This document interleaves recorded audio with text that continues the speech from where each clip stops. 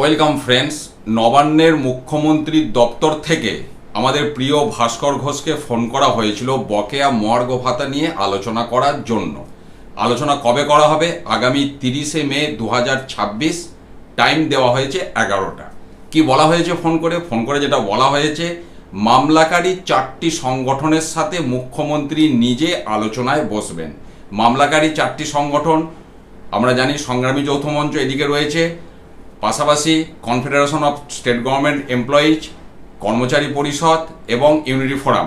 এই 4টি সংগঠন থেকে 3 জন করে প্রতিনিধিকে ডাকা হয়েছে বা ডাকা হবে। বিষয়টা এই জায়গায় ভাস্করকে ফোন করে এই তথ্যই বলা হয়েছে যে বকেয়া মর্গ ভাতা। এবারে দেখুন, মামলাকারী সংগঠনদের ডাকা হয়েছে মানে সেটা সুপ্রিম কোর্টের বকেয়া মর্গ ভাতা নিয়ে আলোচনা হবে, এটা বুঝতে কারো কোনো অসুবিধা নেই।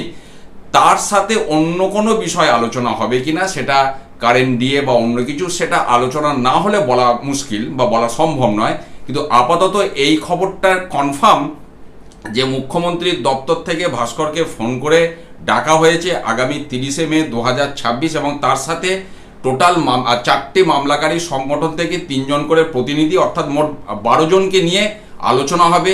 মাননীয় মুখ্যমন্ত্রী নিজে সে আলোচনায় সবাই উপস্থিত থাকবেন এবং কি আলোচনা হয়, বকেয়া মর্গ ভাতা নিয়ে যে এরিয়ারের যে রায় সুপ্রিম কোর্ট থেকে দিয়েছে, যে ডিরেকশন দিয়েছে, সেটা নিয়ে কি আলোচনা হয়, সেই আলোচনা সংগঠিত হলে তখন সেই তথ্য আমি আপনাদের সাথে শেয়ার করতে পারবো।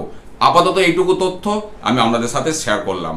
ভালো থাকুন, সুস্থ থাকুন, ধন্যবাদ।